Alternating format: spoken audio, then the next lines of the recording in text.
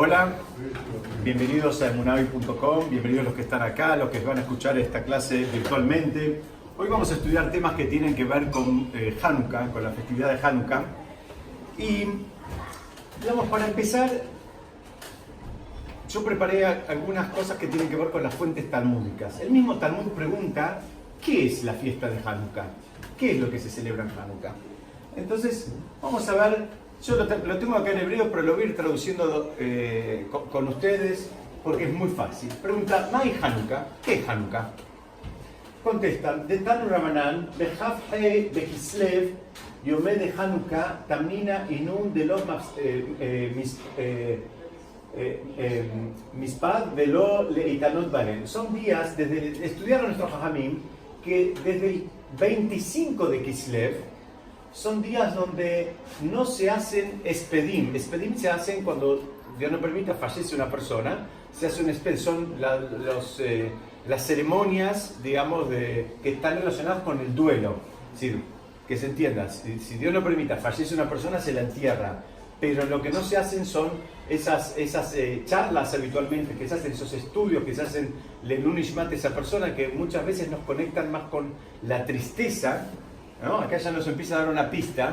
Dice, no se hacen espedim, no se hace nada que tenga que ver con personas que partieron de este mundo, ¿sí? Velo leitanot baren, tampoco se hace ayuno. En esta generación nosotros, digamos, hacemos, en el mejor de los casos, los ayunos ya estipulados y establecidos por los Jajamim. En la época del Talmud era mucho más habitual de lo que ustedes imaginan que las personas tomaban sobre sí mismas, digamos, la responsabilidad de hacer otros ayunos como una manera de, digamos, recuperar el eje, como una manera de volver al centro.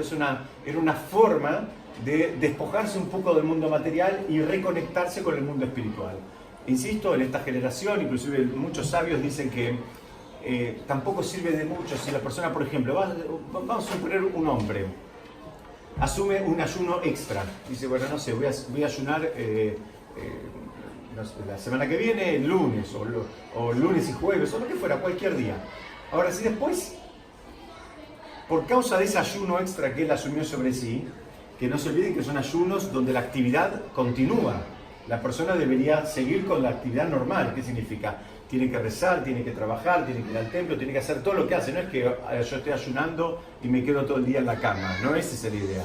Entonces, ahora, ¿cuál es el tema? Si la persona va a asumir un ayuno, que es un ayuno voluntario, que él lo asume, que no está estipulado, y por el otro lado, no va a cumplir con sus obligaciones, digamos, primero si se quieren litúrgicas, es decir, no va a poder ir al templo a rezar, o no va a poder sentarse a estudiar porque se va a sentir muy débil, o, miren qué interesante, o va a estar sumamente de mal humor. La persona va a estar de mal humor, va a estar, digamos, agresiva, va a estar irritable. Bueno, mira, ¿sabes qué? No hagas ningún ayuno. ¿Okay? Esos ayunos, por eso fueron, digamos, de alguna manera desalentados por nuestros sabios. ¿Saben cuál es la forma recomendada de recuperar, digamos, ese espacio de ayuno? Porque el ayuno era un espacio de una autoprivación, que es una mala en algunas personas, es un nivel que es, aún en las cosas permitidas, la persona se pone una restricción. En dos circunstancias se pusieron estas, digamos, o si se quiere, se recicló este concepto del ayuno. En dos circunstancias. Una, dicen, cuando la persona, por ejemplo, está comiendo algo que le gusta mucho, o que le gusta poco, o está comiendo algo que le gusta. Vamos a pensar mejor en el caso, digamos, más difícil, que es alguien que le gusta. Y la persona puede dejar un poquitito en el plato, no se lo termina todo, deja un poquitito. Está comiendo, no sé, supongamos le gustan los ravioles, bueno, deja 2 ravioles.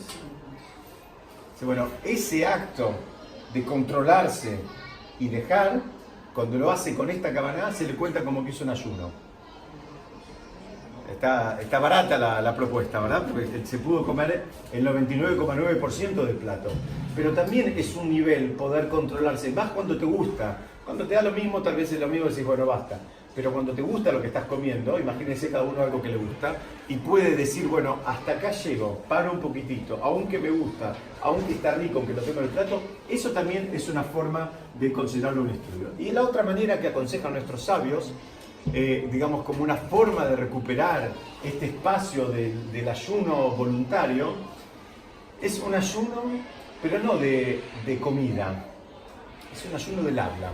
En hebreo se llama Ta'anit Dini. Y especialmente en los espacios de estudio, en las yeshivot, por ejemplo. Entonces los sabios dicen, mira, en lugar de hacer un ayuno de alimentos que después te vas a sentir mal, te va a subir la presión, te baja la presión, te querés acostar, no tenés fuerza, te sentís débil, ¿sabes qué? Comé lo que necesitas, pero cuando vas al espacio de estudio, no hables. Habla exclusivamente de lo que tiene que ver con el estudio. No hables de nada digamos, que sea ajeno al estudio. Eso también está considerado como una manera de ayunar. Vemos ahora como no todo es tan lineal, las generaciones van cambiando, nosotros somos mucho más débiles que las generaciones que nos precedieron, entonces se puede reciclar eso. Estamos estudiando esto porque estamos viendo la fuente talmúdica donde dice de dónde viene todo esto de Hanukkah, e inclusive arrancó diciendo que no se hacían espedim, que son las ceremonias en honor a una persona, a un difunto, donde en general nos conecta más con la tristeza, porque lo hayamos conocido más o menos, en general nos genera una dosis de angustia estar en una ceremonia de ese tipo, y tampoco se hacen ayunos. Hasta ahí estamos bien. Seguimos. Y Evanim Lehal dice, porque cuando entraron los griegos al Lehal, al Kodesh HaKodashim, cuando entraron al Beit HaMikdash, Tameu Kora Shemanim Shebaihal, dice, impurificaron todos los aceites que había en el Beit HaMikdash. ¿No? Estamos acá. Dice, y cuando el reinado de los Hashmonaim, ellos, digamos, se vencieron y se sobrepusieron a los griegos,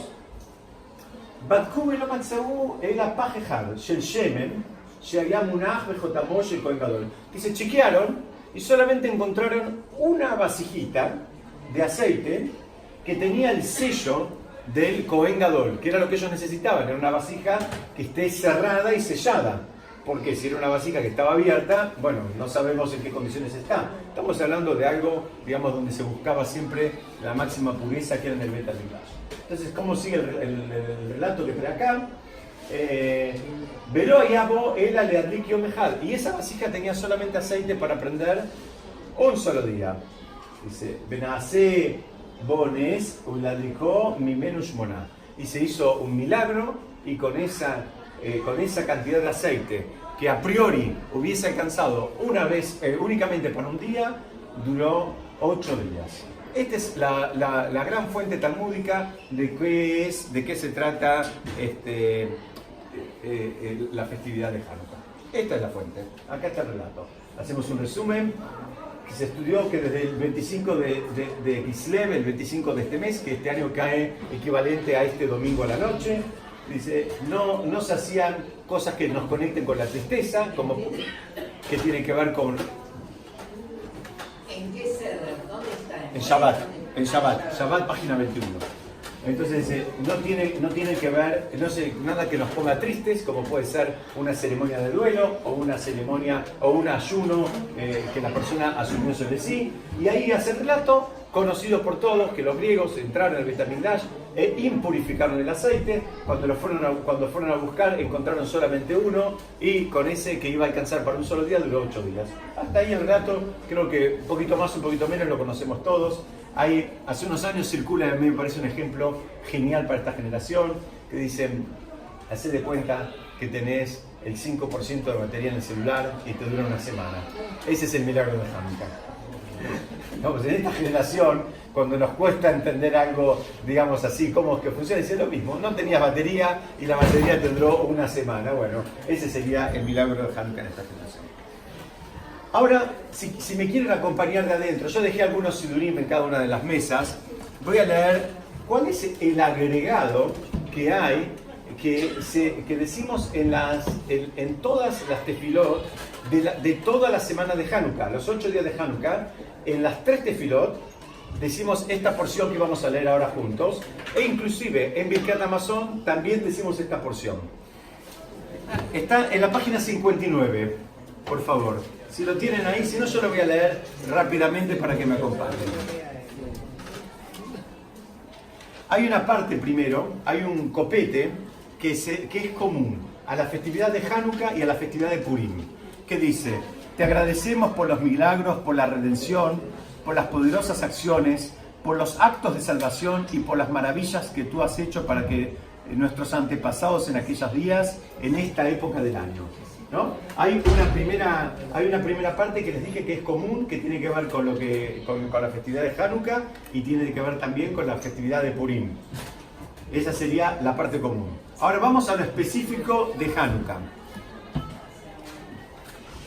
Dice: en los días de Matitiyahu, hijo de Yohanan, el sumo sacerdote, el Hashmonaí y sus hijos. Ahí están contando quiénes eran las familias, los protagonistas de esta historia.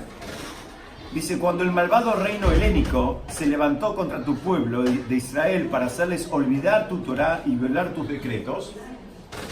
Síganme porque es muy importante esto, préstenme atención. Estoy en la página 59. Si no, escúchenme, no importa, escúchenme.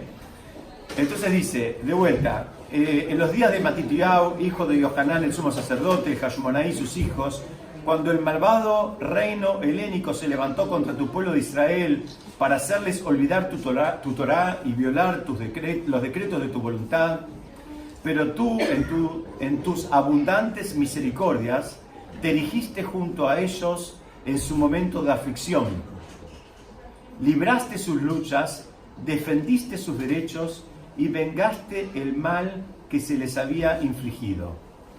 Entregaste a poderosos en manos de débiles, a numerosos en manos de pocos. Vayan siguiéndome, por favor. A impuros en manos de puros, a malvados en manos de justos y a pecadores deliberados en manos de aquellos dedicados a tu Torá. Y para ti hiciste un hombre grande y santo en tu mundo, y para tu pueblo Israel efectuaste una inmensa salvación y redención hasta este día. Luego tus hijos entraron en el santuario de tu casa, limpiaron tu templo, purificaron tu santuario, encendieron luces en tus sagrados atrios y fijaron estos 8 días de Hanukkah para agradecer y alabar tu gran nombre. Esto es lo que agregamos, insisto, en todas las tefilot, 3 veces por día, y en Birkat Hamazon, de acuerdo a las cantidades de veces que uno coma pan, lo tiene que decir todas las veces. Sí. Y cuando prende la regla. Muy bien, eso sí, parte del Nusach. Muy bien, cuando se prenden las velas, también decimos esto. Entonces, como un resumen, nosotros tenemos acá, hubo una victoria militar, donde hay un concepto muy importante. Muchas veces cuando uno piensa en una victoria militar, piensa que fue una lucha, digamos, 2 ejércitos. Acá no había 2 ejércitos. Acá había un ejército multitudinario, era el ejército del mundo. Ustedes imagínense como que ahora, y del otro lado, ¿qué había? Una familia de Kohanim. Eran Talmidei Jajamim, pero hay quien dice que eran 11, hay quien dice que eran 13, eran un puñado. Imagínense eso, ustedes piensen ahora, el ejército no sé cuál es el país más potente, tal vez Estados Unidos, tal vez China, tal vez Rusia, para el caso es lo mismo, esto es una foto del ejército ruso. Piensen lo mismo, un ejército contra 11, y 11 que no eran militares, eran 11 Talmidei Jajamim, 11 personas que se dedicaban a oficiar en el gran templo de Yerushalayim, simplemente para que nos ubiquemos un poquitito. Es decir, eran Talmidei Jajamim que estaban peleando, no eran soldados, como dijimos. Pero hay algo muy interesante, en todo ese párrafo que leímos, y es, insisto, el que vamos a leer una vez, y otra vez, y otra vez, mínimo lo vamos a leer 8 veces en las 8 noches de Hanukkah. Pero también los hombres lo vamos a agregar 3 veces más por día en las 3 tefilot. Y si algún día comemos pan, lo vamos a agregar. En ningún momento hablamos de la vasijita de aceite. En ningún momento está en el texto, no se nombra esto del aceite. En la fuente talmúdica, con la cual empezamos viendo, se habla del aceite. En el texto que pusieron nuestros sabios, no hay nada del aceite. No hay nada ahí. Entonces, acá empieza el primer problema, ¿no? El primer problema que queremos ver.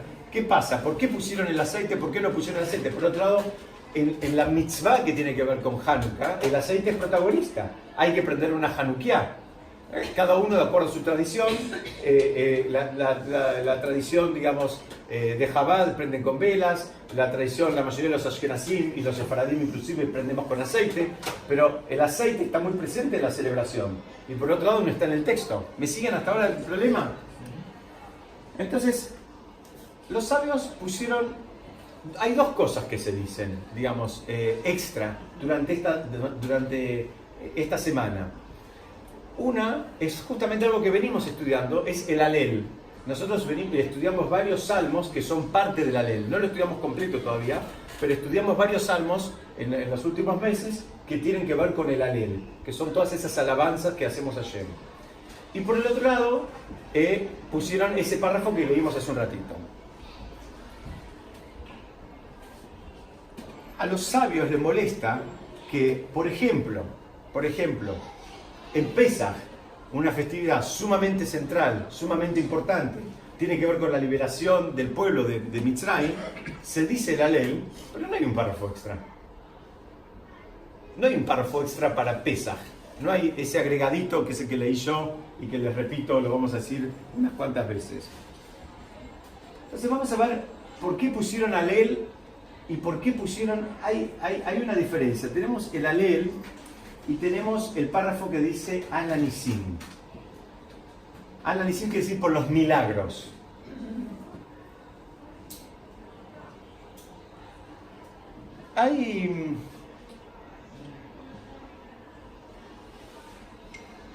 Tenemos que empezar a entender cuál es la diferencia entre estos dos párrafos. Es muy sutil, porque los dos estamos agradeciendo. Pero el Alel es como una alabanza inclusive a Shem. Y en Al-Anisim estamos expresando nuestra gratitud. Alguien podría decir, pero hace falta las dos cosas. ¿Por qué no haces una y le agregas un párrafo? ¿Por qué, digamos, y por qué solamente en Hanukkah? Esto es lo que estamos tratando de entender hoy. ¿Por qué solamente en Hanukkah?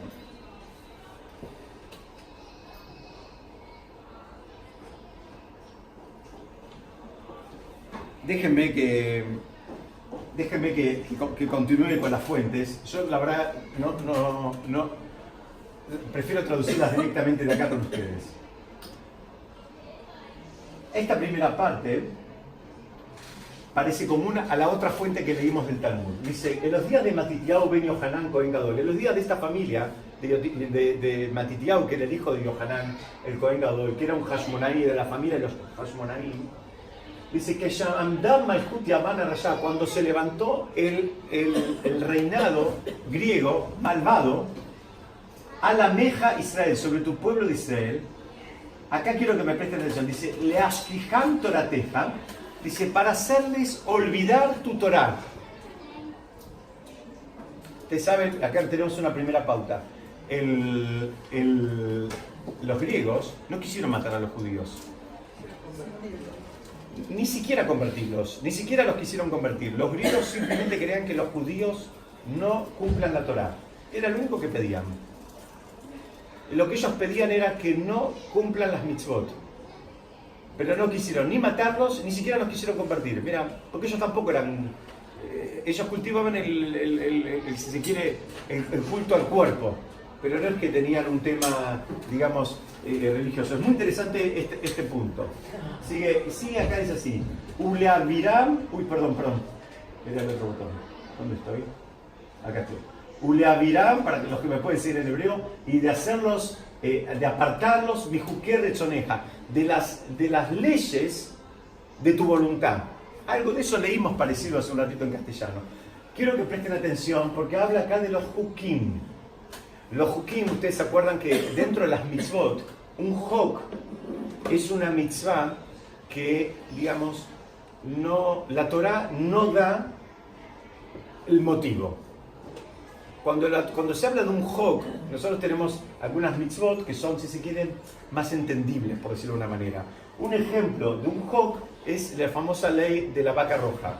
No sé si la tienen presente, la ley de la vaca roja era un proceso de purificación que había para cuando alguien se había impurificado, básicamente por haber entrado en contacto con un muerto, por ejemplo.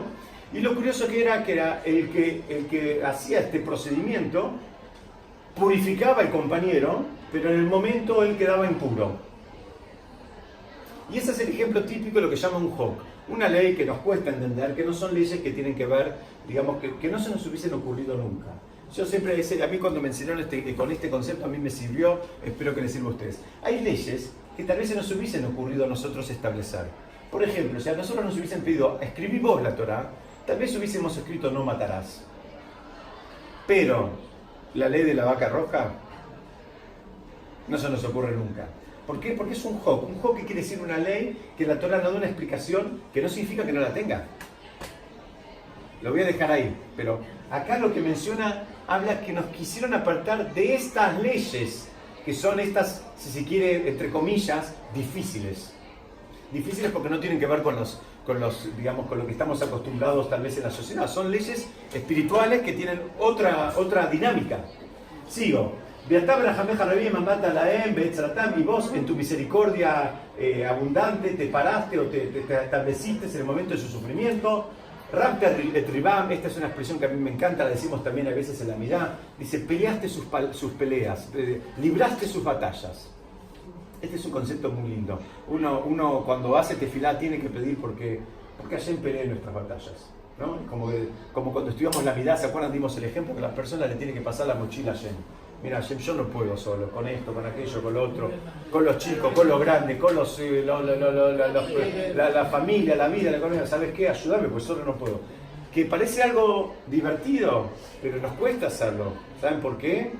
Pues somos Superman. No se ve, pero tenemos la capa abajo. Somos Superman. Poder decir que solo no puedo ya es un nivel espiritual. Poder pedir ayuda espiritualmente. Y acá lo que dice, Ribán, vos peleaste estas palabras, sí. No, por ahí una reflexión que se me ocurre que si los griegos querían apartar de la Torá, estaban legalizando el poder de la Torá.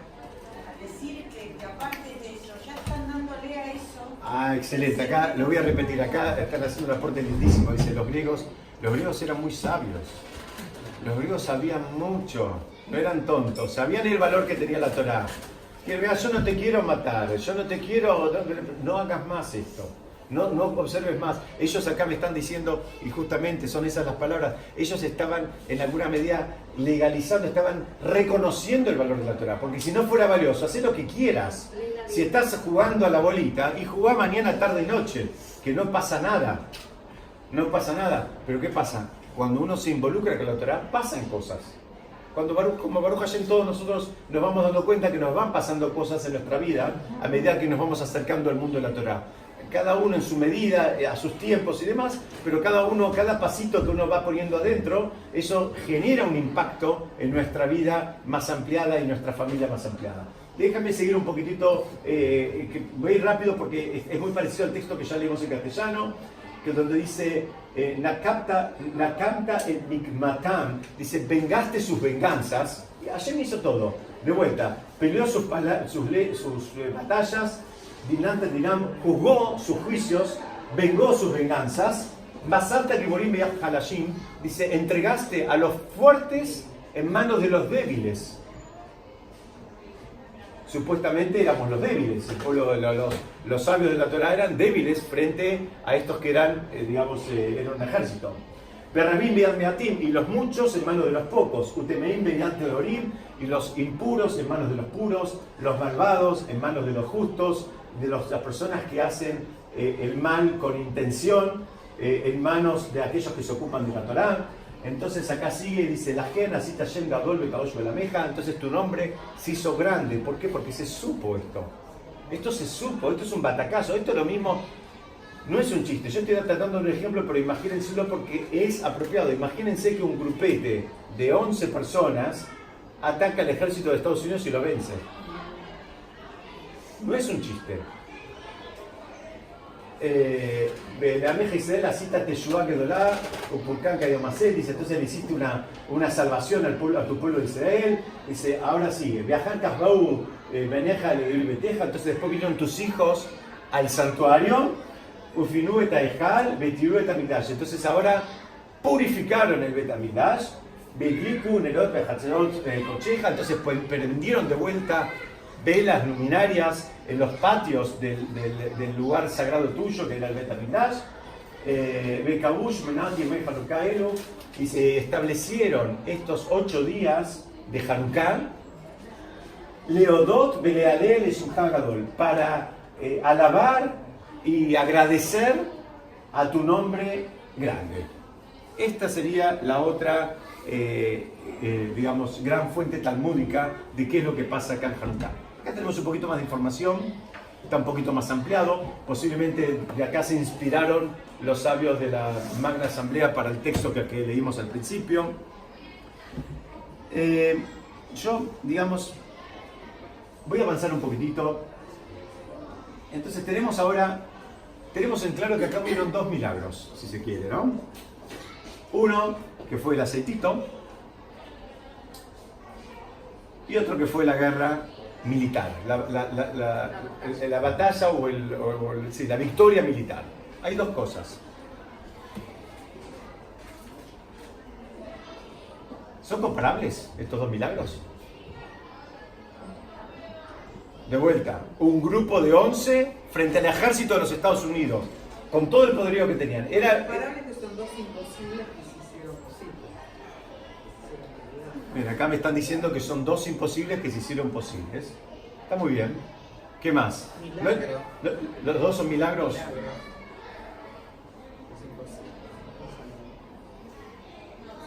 Es verdad que son los 2 milagros.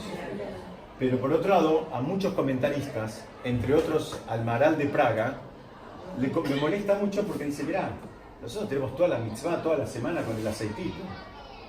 Pero en realidad, si este milagro no hubiese pasado, el aceitito nos contaba. Porque está allá. Agarra un poco más. Que está Shem entonces. Es él el que hizo todo. Muy bien, muy lindo lo que dice Pati acá. Acá me están diciendo que está Shem y es él el que hizo todo. Es verdad, estamos cerca, vamos por ese lado. Pero muchos se preguntan, mirá, la verdad que cuando comparamos uno con el otro, este milagro tiene muchísima más, digamos, relevancia. Porque es un milagro de fe, es el milagro de que mantuvieron la creencia. Muy bien, y este sería un milagro más material. Eso Y ahí están vidas humanas en juego. ¿Acá? Sí, está muy bien. Acá todo lo que están diciendo está bien. Yo no estoy corrigiendo a nadie, estoy sumando, quiero escuchar. Acá están diciendo que en el milagro militar había riesgos de vidas humanas. Acá no había riesgos de vidas humanas. Si quieren que les diga algo más, un detalle más, que es muy fuerte. Ustedes saben, hay una ley, digamos, nos estudian los conceptos de Kedoshim, de todas las leyes de pureza y de santidad, que es que si está todo impuro, normalmente, por ejemplo, el Bet Hamikdash no se podía hacer ofrendas si había un nivel de impureza. Ahora, ¿qué pasa? Si está todo impuro, o por ejemplo, si estuviera toda la gente impura, por algún motivo, no sé, supongamos que había habido una mortandad muy grande, entonces todo el mundo había estado en contacto con muertos, entonces todos los sobrevivientes estuvieron en contacto con muertos. Este es un concepto que nos cuesta porque no lo tenemos presente. Ese concepto de pureza e impureza que estoy hablando es un concepto de pureza e impureza espiritual que tenía que ver más que nada con estar en contacto con fuentes de impureza que hoy lamentablemente desde que se destruyó el templo no los tenemos. Entonces son conceptos que cuestan un poquito, pero imagínense solamente el escenario. Supongamos de vuelta una mortandad muy grande, entonces en todas las casas habían estado en contacto con los muertos, entonces ahora toda la comunidad estaban lo que se llama impuros espiritualmente. Bueno, en ese contexto se podían hacer las ofrendas en el Bet Hamikdash. ¿Qué significa? Si había uno impuro, ese no puede participar. Si había un grupito impuro, que ellos se queden aparte. Pero ahora, si estamos todos impuros, bueno, se sigue adelante. Porque esa sería la norma en ese momento. ¿Estamos de acuerdo? Muy bien. No había aceite. ¿Saben qué? se podría haber hecho con aceite impuro siquiera, porque no había otro. Pero había uno. Muy bien, después lo encontraron, pero si no hubiese habido, o sea, ¿qué quiere decir esto? Es como que fue un milagro, claro, yo no digo que no fue un milagro, pero fue un milagro cuando lo sigo analizando, cada vez es menos relevante contra esto. Y fíjense que ahí trae el Maral de Praga, que hay una pista que en todo ese texto agregado que nosotros vamos a decir, estamos hablando de el triunfo militar. En ningún momento mencionamos el aceitito. En ningún momento, en todo el agregado, no hablamos del aceite, hablamos de todo lo que dijimos antes, los muchos, los pocos sobre los muchos, la que libraste las batallas, los débiles sobre lo que vencieron a los fuertes y demás. Me siguen hasta acá, más o menos estoy así planteando un poquitito y ahora empiezo a correr. Es decir, ese milagro, si seguimos este análisis que propone el Maral de Praga, ese milagro queda totalmente relevante. Fue un milagro también. Sí, querés decir algo, Norma. ¿Y por qué habrá querido Hashem que ese milagro fuera? Excelente pregunta, y Besat Hashem al final del día de hoy espero que lo puedan contestar. Excelente pregunta. Es la pregunta que se hace el Maral de Praga. Acá me preguntan, ¿por qué Hashem hizo esa pregunta? ¿Para qué hizo falta estos dos? Si ya con este milagro solo, ya tenemos para festejar. ¿Para qué me hace falta el aceite? ¿Y por qué me hacen un anclaje los sabios? Un anclaje para que yo ahora todos los años, vamos más de 2000 años, y seguimos prendiendo las velitas con aceite. ¿Para qué? Bueno, si Dios quiere, en un ratito. En un ratito, pero vamos por ese lado. Fíjate el texto, mira, yo también lo puse aquí. Dice, ven tomar. Perdónenme que hoy muchos textos no los pude traducir, fue una semana que no estuve muy disponible, pero déjame que los traduzca con ustedes rápidamente. Dice, ven tomar, dice, si vas a decir que que porque se les hizo un milagro con las velitas, con el encendido del aceite, si me vas a decir que entonces se estableció Hanukkah por ese aceite que estamos hablando,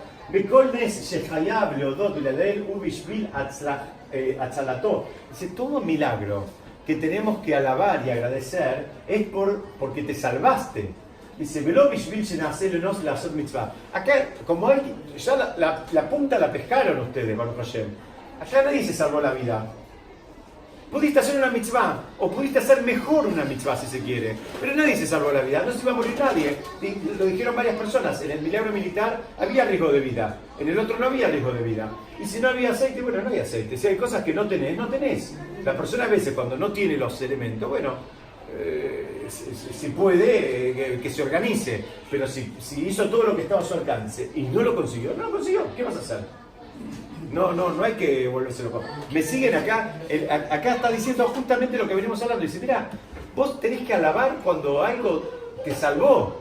Pero acá te salvó porque pudiste hacer una mitzvah, pero tampoco, bueno, si la pudiste hacer, Baruch Hashem, mejor, pero tampoco hay salvación.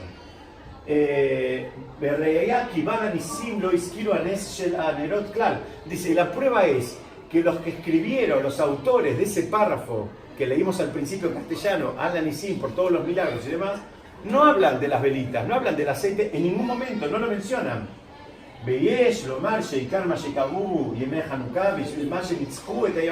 Entonces podemos decir que la esencia por la cual se establecieron los días de Hanukkah es por la victoria militar sobre los griegos. Y ahora viene la parte más interesante que se acerca a lo que me pregunta Norma.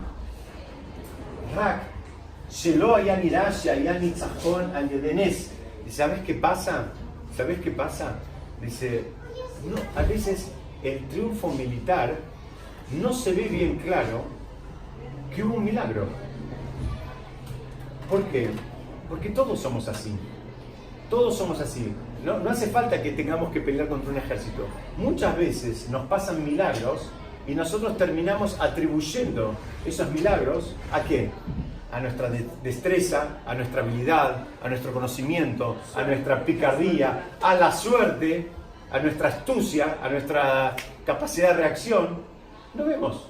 no vemos el milagro, no tenemos registro. Como estudiamos, no me acuerdo si fue la semana pasada o alguna de las anteriores, la persona que no está entrenada ni siquiera lo tiene incluido en su lenguaje, la posibilidad de decir un milagro de Hashem, de incluirlo a Dios en las palabras cuando Él está agradeciendo. No lo tiene incluido. Y creo que todos nosotros conocemos gente que está en esa situación. Van a atribuir ese logro a cualquiera de las razones que acabamos de mencionar, pero nunca van a tener registro y van a decirle a Hashem, gracias por tu mano, que me ayudaste. Posiblemente, y acá también es un concepto que quiero que quede claro, posiblemente también hay un componente nuestro. No es que la persona se queda abajo del colchón y dice, Hashem me va a resolver todo. La persona tiene que hacer lo que llama en hebreo su ishtadlut, tiene que hacer su esfuerzo, tiene que buscar, tiene que hacer, pero también la persona tiene que reconocer digamos, la mano de Hashem en todo lo que hace. El Baal Shem Tov da un ejemplo muy lindo. Él dice, él siempre pregunta, hay una pregunta clásica, o mejor dicho, él hace un comentario clásico que él dice que de todo lo que uno ve, uno tiene que aprender algo. Todo lo que por algún motivo Hashem nos puso frente a los ojos es porque tengo que aprender algo. Entonces vinieron los alumnos y le preguntaron, ¿qué puedo aprender de un renegado? Una picoros. ¿Qué es una picoros? Una persona que desconoce la existencia de Hashem. Entonces él dijo dos cosas. Dijo, también puedes aprender de él. Entonces dijo, ¿qué puedo aprender de él? No ser así. Entonces él dice, mira, cuando viene alguien y te pide ayuda, aprende de él. Y para vos, Hashem no existe. Y sos vos el que vas y lo ayudás. No le digas que Dios te ayude. Aprende de él. En ese caso, aprende de él. Cuando venga alguien y te pida ayuda, voy de vuelta, Dios no existe. Ahora sos vos y él. Una de las cosas que puedes aprender. La otra cosa que puedes aprender, dicen nuestros sabios, dicen, cuando vas a salir a trabajar, por darle un ejemplo, ¿no? Un espacio donde uno a veces necesita digamos, casi a diario la bendición de Hashem. Cuando vas a salir a trabajar, Hashem no existe. ¿Qué significa? Vos preparate como corresponde para hacer tu trabajo, para hacerlo, digamos, profesionalmente, para hacerlo con nivel, para hacerlo de la manera más elevada. Cuando termine tu jornada, decís Baruch Hashem por todo lo que pude hacer. Dice, también puedes aprender la picoros. ¿Qué significa? Ponete en modo intermitente. Que haya momentos del día que para vos, entre super comillas, ¿no? Me entienden el concepto. Entre momentos del día que para vos Dios no existe y momentos del día donde sí existe para agradecerle. Entonces volvemos acá a este concepto. ¿Qué pasó acá? Alguien podría pensar que acá la grandeza fue la posibilidad de cumplir una mitzvah. Que también es algo importante. Dicen, acá hubo un milagro muy grande atrás. Y que te lo podés llevar puesto. Porque somos así, no tomamos el registro. Entonces el Maharal de Praga y viene y dice que hizo falta ese milagro del aceite para que podamos ver la mano de Hashem. Hizo falta el otro milagro más que no tenés a quién atribuírselo. Porque el militar eventualmente te lo puedes atribuir a los músculos de estos jajamín. Pero el aceite, ¿qué vas a decir? Necesitamos un milagro donde de manera inequívoca y rotunda todo el mundo diga, bueno, esto es un milagro. Primero que lo encontraron y después que duró 8 días cuando dura uno. ¿Sí?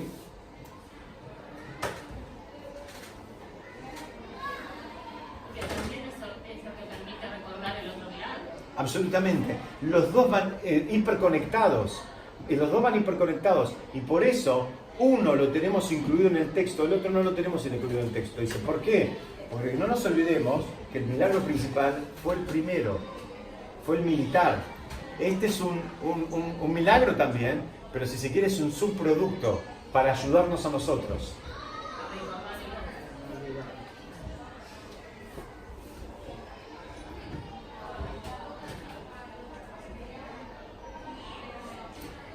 Vamos a ver ahora algo que también dijeron por acá. volvemos a la pregunta que hicimos hace un ratito. Tenemos acá dos cosas, entonces tenemos un párrafo de agradecimiento y tenemos también el alel entero, ¿no? Quedó la pregunta colgando, ¿por qué el alel se dice en completo en Hanukkah y como se dice también en Pesach, y por qué se le hizo falta agregar ese párrafo extra? Ya no lo vamos a entender. Porque hay dos niveles. Tenemos el nivel de alel, que es un nivel de alabanza, que tiene que ver, en este caso que estamos estudiando, con el milagro del aceite. El alel entero, lo fijaron, es por toda una alabanza a Hashem, que es un agradecimiento también, que por el haber podido cumplir la mitzvah de la manera más elevada posible, y que tiene que ver con el aceite. Por eso el alel es, digamos, es genérico, no es específico a esta festividad. En Pesach también se lee el alel, en todas las festividades, en Shavuot también se lee el alel, en Rosh Hashanah también leemos el alel. Entonces, es más genérico, que es como un agradecimiento más genérico. A diferencia del párrafo donde decimos Agalisim, donde tiene que ver con la victoria militar, donde expresamos nuestra gratitud y nuestro reconocimiento. Es decir, vemos acá que ahora empezamos a entender por qué necesitamos las dos cosas. Necesitamos las dos cosas porque hubo dos niveles de milagros. Hubo un nivel de milagro mucho más profundo, que fue el milagro militar, y un nivel de milagro mucho más, si se quiere, físico, que fue el aceite. Pero los dos nos pasaron, y a los dos tenemos que agradecer, porque son dos niveles de agradecimiento. Si yo, la verdad, cuando estaba preparando este material me quise meter un poquitito con el concepto de los milagros. Nosotros muchas veces, digamos, nos apetecen los milagros. A todos creo que nos gusta que nos pase un milagro, ¿no? A uno, en alguna medida, no sé, si puede elegir, a veces le gusta que pase un milagro. Entonces yo quisiera compartir con ustedes una historia del Talmud, porque me parece que es un concepto que tenemos que tenerlo claro, que tenemos que, digamos, reforzarlo. ¿Qué pasa con los milagros? Hay un primer concepto, es que la persona en hebreo se dice Ein somchim al hanes. La persona no debe apoyarse en un milagro. ¿Qué significa no debe apoyarse en un milagro? Esto significa en todo lo que uno hace en la vida. Uno no puede, supongamos, abrir un negocio y apoyarse en que le va a pasar un milagro como para que el negocio sea viable. Parece un chiste, pero mucha gente lo hace, ¿no? Dice, bueno, el alquiler son $100.000 y no sé qué, otros gastos son 50.000, y vos cuánto tenés 20.000, y bueno, no puedes aguantar ni un mes, no, pero lo abrís y después se da cuenta, pobre, que perdió todo lo que tenía. ¿Por qué? Porque se apoyó en un milagro. Parece, insisto, un chiste, pero vamos a ver que todos conocemos mucha más gente de la que nos imaginamos que se apoya en milagros. Entonces, ese concepto es un concepto muy importante. La persona no puede ser que para que algo cierre, tiene que haber un milagro. No puede ser que se compre un pasaje de acá a Israel que tiene una conexión en Madrid de 14 minutos. No hay manera. No hay manera. Entonces, no compres ese pasaje, porque lo vas a perder, porque vas a sufrir, porque no vas a tener donde dormir, porque, en fin, la persona no puede apoyarse en un milagro. La persona no puede saltar en paracaídas y olvidarse en paracaídas. No, que no se abra. Escúchame, Diego, hoy hubo un milagro. Fue un milagro. Una alemana muy fuerte venía para la Argentina y el avión se puso en el camino y tuvo que volver a Alemania. ¿Eso no es un milagro? No sé. La verdad no sé si es un milagro, no sé. Pero bueno, vamos a... Para el caso del paracaídas, cuando yo estudiaba en la facultad, yo tenía amigos que eran de San Juan. En San Juan se practica mucho paracaidismo. Todos en su momento, estoy hablando hace casi 30 años, todos iban a saltar en paracaídas. Ellos contaban siempre una historia. Dice que una vez iba un muchacho que era la primera vez que iba a saltar en paracaídas. Entonces le dijeron, mirá, no es difícil, hay un bautismo, no es de mucha altura. Dice, vos te tirás, contás hasta 10 y tirás de la soga.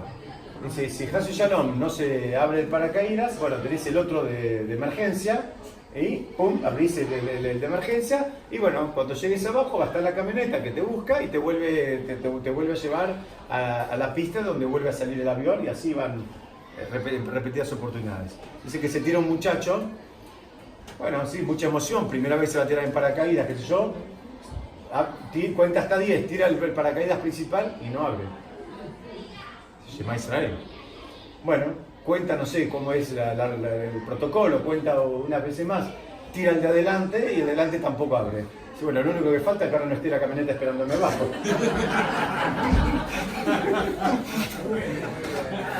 Bueno, no hay que confiarse en milagros, la persona no se puede apoyar en milagros en ninguna condición. Insisto, más allá del chiste, hay relaciones humanas que se apoyan en un milagro. En un milagro que no se enoje, que no se ofenda, que no conteste, que no sea agresivo. No, la persona no debe apoyarse en milagros. La historia que quiero compartir con ustedes es una historia que está en el Talmud, es una historia básica que se estudia cuando se estudia justamente estos conceptos que tienen con el milagro. La historia dice que había un hombre que se murió su mujer.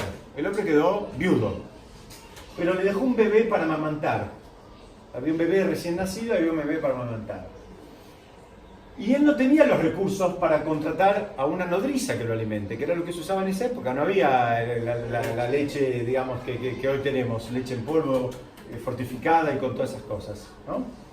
Entonces, cuenta el Talmud, en el Tratado de Shabbat, página 52, 53, Lini, cuenta el Talmud que dice, le ocurrió un milagro y desarrolló 2 pechos como los pechos de una mujer y pudo amamantar a su propio hijo.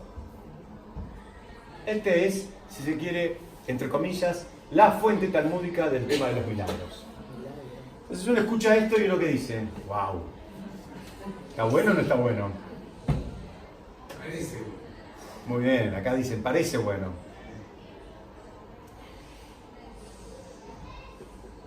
Hay quienes dicen, el Talmud empieza a analizar y dice, pero está bien, es un milagro. ¿Este milagro a quién ayudó? Al bebé nada más. El padre sigue muerto de hambre. El padre tenía problemas de recursos. Es un milagro con digamos, que ayuda parcialmente a resolver el problema. Baruch Hashem 1000 veces, el bebé necesita alimentarse, ahora tiene con quién alimentarse. ¿Y el padre? Sigamos. O sea, el problema no está resuelto del todo. Estamos contentos, es un milagro, pero no está resuelto el problema del todo.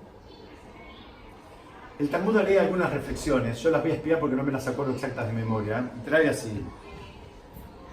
Rab Yosef, que era un sabio de la época del Talmud, dice, vení y mirá cuán grande es este hombre, ya que para él se le hizo un milagro.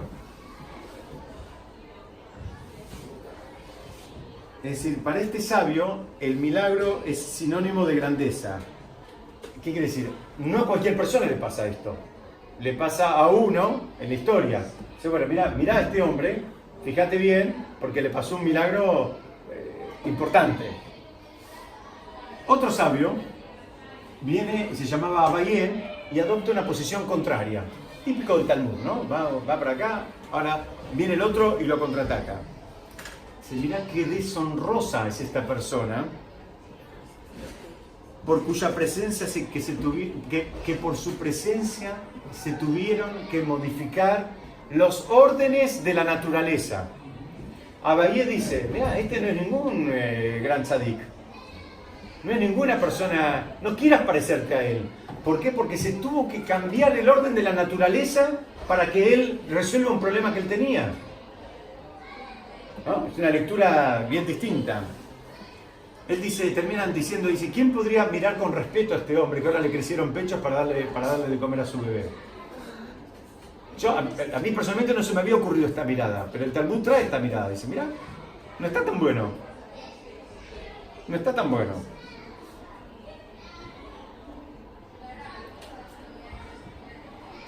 Viene Rabbi Yehuda, que es otro sabio del Talmud, y dice, agrega una mirada más. Y dice, mira, es tan difícil de proveer los alimentos de la persona que las órdenes de la naturaleza tuvieron que ser modificados a su favor.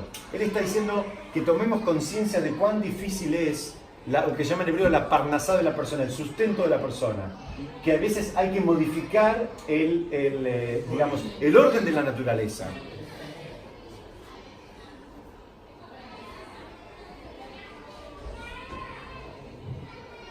Y hay otro más que dice, arranca para otro lado, no es para lo que yo quiero estudiar hoy con ustedes, hay otro más que se llama Rab Nachman, que él dice, mirá, dice, acá ocurrieron estos milagros, pero todavía no se resolvió el problema de los alimentos. ¿Qué significa? Ya en la época del Talmud había un problema de la desigualdad de los alimentos y que había personas que no tenían acceso al alimento. Entonces, yo quería ver con ustedes este concepto. Acá estamos celebrando un milagro. Ahora tenemos acá una fuente talmúdica que te dice, mira, el milagro no siempre está tan bueno. Les cambio la pregunta, si se quieren. La persona, si pudiera elegir, ¿cómo preferiría, por ejemplo, en este caso, el sustento? ¿Cómo preferiría recibirlo? ¿De una manera natural? ¿Qué significa? Trabajando, comprando, vendiendo, recibiendo un salario profesionalmente o en cualquier tipo de empleo, o por un milagro de la naturaleza que le aparezca una billetera que le caiga a la casa, o en este caso que le aparezcan pechos como para poder resolver el problema de alimento que tenía con su hijo. La persona a priori, ¿qué prefiere? Absolutamente. Por más que todos fantaseamos con ganar la lotería y los pozos supermillonarios y demás, pero estoy convencido de que todos nosotros preferiríamos tener el acceso a esa riqueza, pero por un medio más natural, por un medio que tenga que ver más con nosotros. Absolutamente, porque es mucho más digno, muy bien, porque es mucho más digno. Entonces, primer concepto que es muy importante tener en claro. ¿Por qué? Porque a veces nos mareamos y queremos milagros, y nos apetecen los milagros, nos divierten los milagros. Primero concepto, mira, estaría mejor que no te pase el milagro, que te pase a este hombre, o que tenga a la mujer viva, o que tenga los medios para pagarle a quien corresponde, que no haga falta que le crezcan los pechos a él. Aunque a priori, sí. Parece que el secreto está poder ver en los jardines naturales el milagro. Excelente, excelente lo que está diciendo. Y este es el trabajo de Hanukkah. Este es el trabajo de Hanukkah. El trabajo de Hanukkah, por eso volvemos, por eso tenemos la vasija y por eso tenemos la lucha militar. Porque tal vez la lucha militar está un poco despojada de lo que vos ves como algo natural, pero el aceite es algo bien vinculado con la naturaleza, en las cosas más de la naturaleza. ¿Se acuerdan? Estudiamos en alguna oportunidad, el Ben Ish Hai trae, un sabio cabalista trae, cuando haces la verajá del pan en Shabbat, dice, agarrá el pan con las 10 yemas de los dedos, agarrá la jalot, con las 10 yemas, con las 10 yemas toques el pan. Dice, ¿por qué? Porque dice, a nosotros nos cuesta este concepto. ¿Por qué? Porque no somos agrícolas, no somos personas que nos dedicamos a la agricultura. Pero la persona que se dedica a la agricultura sabe que para que ese pan hoy llegue a la mesa, no me recuerdo ahora el listado, pero hicieron falta 10 milagros. ¿Qué significa? Hizo falta que siembre, y hace falta que la semilla brote, hizo falta un nivel de humedad, hizo falta un nivel después de rastrillado, después hubo que molerlo, después hubo que tamizarlo, después hubo que amasarlo, después hubo que cocinarlo y después hubo que ponerlo en la mesa. Y me estoy salteando algún paso, pero para el concepto me van a seguir. Y el Ben Ish Hai te dice, en cada uno de esos pasos podría haber salido bien o podría haber salido mal. Cada uno. Si vos ponías la semilla y había mucha humedad o poca humedad, se terminó el cuento. Si vos seguiste todo el proceso, pero cuando llegó al horno había mucho fuego o poco fuego, se terminó el cuento. Y así lo mismo en cada una de las etapas. Ben Ish Hai dice, agarralo con las 10 manos y ve, toma registro de la bendición de Hashem y del milagro que hubo en cada una de las etapas, que podría haber salido bien o podría haber salido mal. No es una, porque vos podés decir, Baruch Hashem tengo el pan en la mesa. Dice, no, son 10. Fueron 10 veces que pudo haber salido bien y haber salido mal.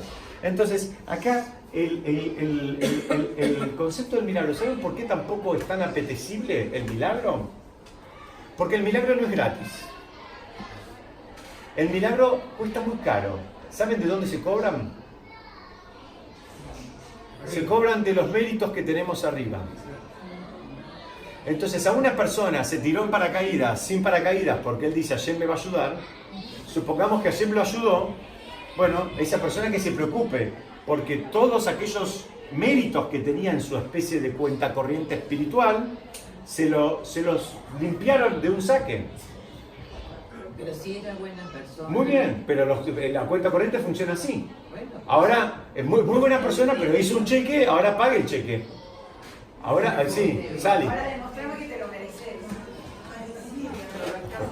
Pareciera que el milagro tiene que ver mucho más con la intención, el deseo consistente de que lo recibe con el que lo está presentando. No necesariamente. A veces el milagro. Yo podría decir, pues no tengo la culpa de que se me parezcan los milagros. Soy creyente, soy espiritual, soy usted, y a mí me llega un milagro. Y después me van a cobrar. Entonces pareciera que es algo responsable. Muy bien lo que decís y me das pie para el próximo punto que digo. ¿Se entendió lo que dice Sally? Sally lo que está diciendo dice, parecería que a veces la persona no lo busca el milagro. Hasta ahora yo di ejemplos para el otro lado, que la persona se tira en paracaídas sin paracaídas.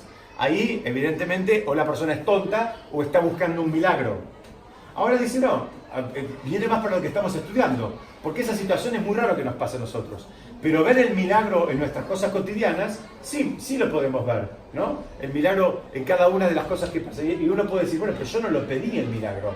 A mí me hicieron, entre comillas, un favor. Yo no lo pedí, que... no sé, no se me ocurre un ejemplo, pero puedo decir, yo no pedí que el cliente me compre. Él vino y compró. ¿No? Alguien puede pensar, en realidad todos queremos que el cliente compre, ¿no? El ejemplo no es bueno. A ver, un ejemplo. Si nos cobran de arriba todos los exclusivos, todos los milagros, o sea, que no es bueno que nosotros alabamos a la Alicia y a la Turca, y nosotros alabamos en ese Hanukkah, en ese Purim, y lo alabamos. Ayer nos mandó ese milagro. Excelente lo que dice Moshe. Me sacó las palabras de la boca. El antídoto, acá viene, el antídoto para que no les hagan el débito en la cuenta corriente en el Shamaim, ¿saben cuál es? Reconocer la mano de Hashem.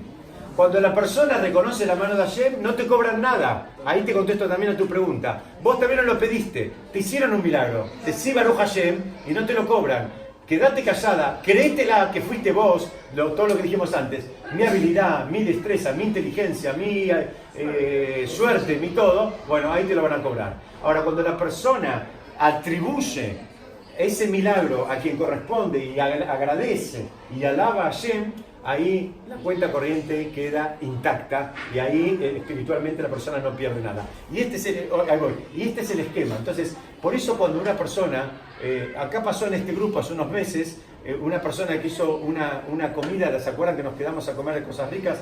De agradecimiento por una situación de salud, muy bien, por una situación de salud. Y ahí la persona, ¿qué dijo ahí en ese momento? Porque hay dos opciones. Un chico que se había curado de una situación de salud y la persona podría haber dicho, bueno, los médicos muy hábiles los diagnosticaron bien, le dieron en la tecla con los medicamentos y el tratamiento y salió bien. Está muy bien eso, pero la persona no se olvidó de la mano de Hashem y agradeció a Hashem por encima de los médicos porque Hashem mandó a los médicos correctos para que hagan para ayudar en esta mitzvah. Ese es el esquema que tenemos que incorporar. Agradecer al médico también hay que agradecerle porque el médico también fue bueno y también es verdad que dio la tecla y demás. Pero ¿por qué dio la tecla? Porque Hashem lo mandó. El médico nos deja de ser un medio y ese es el antídoto para que los milagros no nos sean cobrados de la cuenta corriente. Entonces ahora entendemos por lo menos por qué tenemos estas dos cosas. Hacemos el alel, que es una alabanza, y hacemos el párrafo de Alanisim, que agradecemos también. Agradecemos dos veces, estamos agradeciendo por dos tipos de milagros. Estamos agradeciendo el milagro del aceite y estamos agradeciendo el milagro militar. Y lo seguimos agradeciendo como una forma de garantizarnos de que, digamos, no solo no nos cobren de los milagros anteriores, de los méritos anteriores que pudiéramos tener, y que tampoco, y también es una forma de garantizarnos que también nos sigan proveyendo de milagros.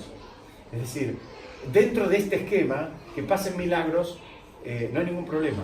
Si la persona tiene la mirada correcta, no hay ningún problema. Si la persona no tiene la mirada correcta, bueno, estudiamos que se está metiendo en un problema y hay un riesgo involucrado con todo esto. Bueno, acá, digamos, esta historia que les cuento yo es, digamos, es una de las historias que trae el Talmud, con la cual se estudia el concepto básico que tiene que ver con los milagros. Muchas gracias, Besat Hashem, seguimos estudiando la semana que viene.